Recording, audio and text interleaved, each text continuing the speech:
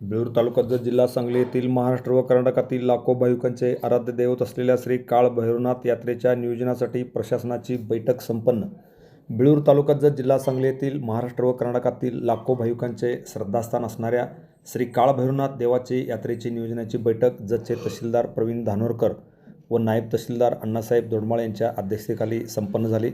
यावेळी PI संदीप कोळेकर, विद्युत अभियंता सचिन राठोड, वैद्यकीय अधिकारी विवेक चव्हाण, MB कापसे व अरुण सोनवणे, पशुवैद्यकीय अधिकारी BS पांढरे, ग्रामपंचायत अधिकारी आनंदा राठोड, देवस्थान committee chairman Ramanna Bhavikatti, vice chairman Somani Mudegol, सचिव संगप्पा जीवनवर, लोकनियुक्त सरपंच सौ विद्याश्री लक्ष्मण जगगोंड, सोसायटीचे chairman Ramanna Jeevanwar, vice chairman Basagonda Jamgond, Laxman Jaggond, Naganagouda Patil, Basavaraj Dhodmani, देवस्थान कमिटीचे संचालक बाबा पाटील, गुरुबसव कायपुरे, गंगप्पा करेनवर, अप्पासाहेब करेनवर, रामण्णा माळी, रमेश नागराळे, मुदका गजाबगोळ, अप्पासाहेब भाविकट्टी, प्रभाकर जकगोंड, डॉक्टर राजेश जीवानवर, डॉक्टर रविकुमार जीवानवर, श्रीशैल कोटगोंड पाटील, भैरू सिद्धनाथ, अंकुश शिंदे, नबी सोमराणी, काशीनाथ भजंत्री व अनेक ग्रामस्थ मोठ्या संख्येने यावेळी खास करून उपस्थित होते. 3 तारखेला श्रीचा नैवेद्य आहे आणि 4 तारखेला हरपंडी महोत्सव आहे आणि 6 तारखेला पालखीची मिरवणूक आहे. त्या अनुषंगाने देवस्थान समितीने व्यवस्थित सर्व तयारी केलेलीच आहे आणि कुठल्याही प्रकारे आपल्या जे मेन रस्ते आहेत त्या ठिकाणी कुठलेही दुकान राहणार नाही, लोकांना आणि वाहनांना यायला त्याला अडचण होणार नाही याची खात्री करावी. सोबतच मला वाटतंय 4 तारखेला आपल्या देवालयामध्ये नारळ खूप मोठ्या प्रमाणात फोडला जातो. ते नारळ कुठे फोडायचा त्याची जागा निश्चित करणे, वेगवेगळ्या ठिकाणी नारळ न फोडणे, ज्या अनुषंगाने ते सगळीकडे होईल आणि कुठल्या प्रकारे कोणी पाय घसरून वगैरे पडणार नाही याची काळजी घ्यावी. कुठल्याही प्रकारे कुठेही पाणी साचून राहणार नाही हे पण त्यांनी बघावे.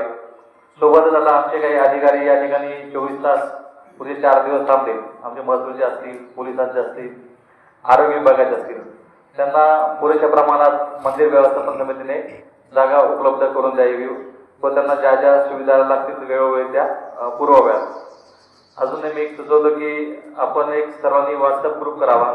देवस्थान समितीचे अध्यक्ष व सर्व मेंबर्स, गावातले काही प्रतिष्ठित नागरिक व आम्ही सर्व HOD त्या ग्रुपवर असू. म्हणजे कुठलीही काही अडचण असेल कुठल्या डिपार्टमेंटला किंवा देवस्थान समितीला कुठली अडचण असेल तर त्या ग्रुपमध्ये टाकावी. आम्ही ज्या ज्या ऑर्डर करू, समजा पोलीस त्यांच्या ऑर्डर करतील, ड्युटी आहेत त्या THO असतील ते त्यांच्या आरोग्याच्या ऑर्डर करतील, ते सर्व त्या ग्रुपमध्ये ऑर्डर टाकतील. त्या अनुषंगाने त्या दिवशी त्या कर्मचाऱ्याला काही अडचण आली तर तुम्ही कॉन्टॅक्ट करू शकता. त्यानंतर आता आहे सर्वात महत्त्वाचं काम पोलीस विभागाचं. आता पोलीस विभागाला डबल ताण आहे. सध्या इलेक्शनची पण तयारी सुरू आहे आणि ही जी यात्रा आहे ती मोस्टली इलेक्शनच्या 1-2 दिवसाच्या काळातच आहे.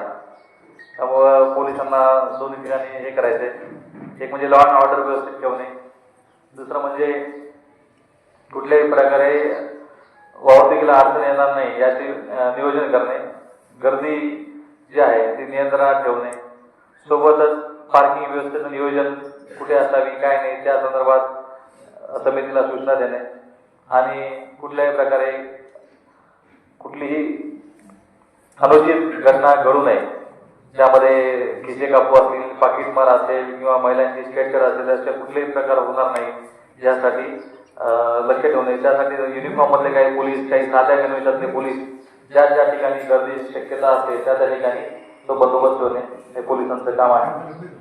अग्निशामक दल 2 गाड्या अग्निशामक दलाची उपलब्ध करून देणं आपल्याकडे मला वाटतंय. नगरपालिकेकडे 1 गाडी आहे, एक तुम्हाला कुठंतरी मागवावं लागेल, त्यामुळे ती पण व्यवस्था करावी लागेल. आरोग्य विभाग आहे, आरोग्य विभागात कोण आले THO अवेलेबल आहे का ते पण गोष्टी आपण बघितल्या पाहिजे. त्यानंतर पंचायत समितीचे कोण आहे, ग्रामपंचायत पंचायत समिती आहेत, ग्रामसेवक, ओव्हरऑल पिण्याच्या पाण्याची व्यवस्था करणे. गावातील लोक प्लस यात्रेला 2 ते 6 तारखेमध्ये भरपूर भाविक येतील, त्यामुळे पिण्याची पाण्याची व्यवस्था आणि ते शुद्ध पाणी पाहिजे. आरोग्य विभागासोबत कोऑर्डिनेशन करून पाण्याची गुणवत्ता तपासून घेणे. कुठलं पाणी पिता, ग्रामपंचायतला कुठलं पाणी येतं, विहिरीचं येतं.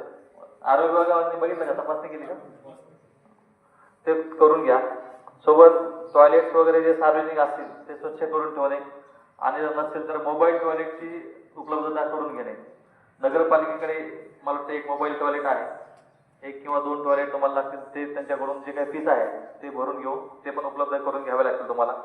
रोगराई फैलू नये यासाठी सर्व प्रयत्न करायचे आहे. मेन महत्त्वाचं शौचालय म्हणजे टॉयलेट महत्त्वाचं आहे, ती स्वच्छता पाहिजे. पिण्याचं पाणी महत्त्वाचं आहे, ते एक व्यवस्थित पाहिजे. या 2 गोष्टी तुम्हाला करायच्या आहेत. आगार व्यवस्थापक एसटीचे कोणी आले? एसटी डिपार्टमेंट मॅडम नाही आले का? बस डेपो सांगितलं होतं ना कांबळे? कालची मीटिंग कॅन्सल केली, ते सर्वांनी निरोप दिला होता. राज्य उत्पादन शुल्क कुठल्याही प्रकारे अवैध मद्य विक्री होणार नाही याची काळजी घेणे. मागच्या वेळेस मी मीटिंगला आलो होतो तेव्हा थोडं दुर्लक्ष करायच्या सूचना दिल्या होत्या. बाकी गावकरी काय म्हणतात त्यानुसार ठरवूया आपण. ओके. पीडब्ल्यूडीची मला वाटतं पवार सेवा आहे त्या ठिकाणी. हेच आपले रेग्युलर कुठले रस्ते जे खड्डे वगैरे असतील येणारे यात्रेचे ते बुजवणे. झाडे झुडपे कुठले आजूबाजूला लागणार असेल तर ते काढून टाकणे. ठीक आहे. साईड पट्ट्या वगैरे कुठे खाली असेल तर ते भरून घेणे. एलडीओ जनावरांकरता व्यवस्थित औषध पुरवठा ठेवायचा तुम्ही. ठीक आहे. हे आता ओव्हरऑल आपण जे कॉमन सूचना आहेत त्या दिलेल्या आहेत, त्यानुसार एक एक डिपार्टमेंट आपण काय काय तयारी करणार आहोत ते सांगतील. सर्वप्रथम पोलीस विभाग पीआय साहेब आपल्याला काही सूचना देतील आणि आपण काय करायचं सांगतील. Press the bell icon on the video and never miss another update.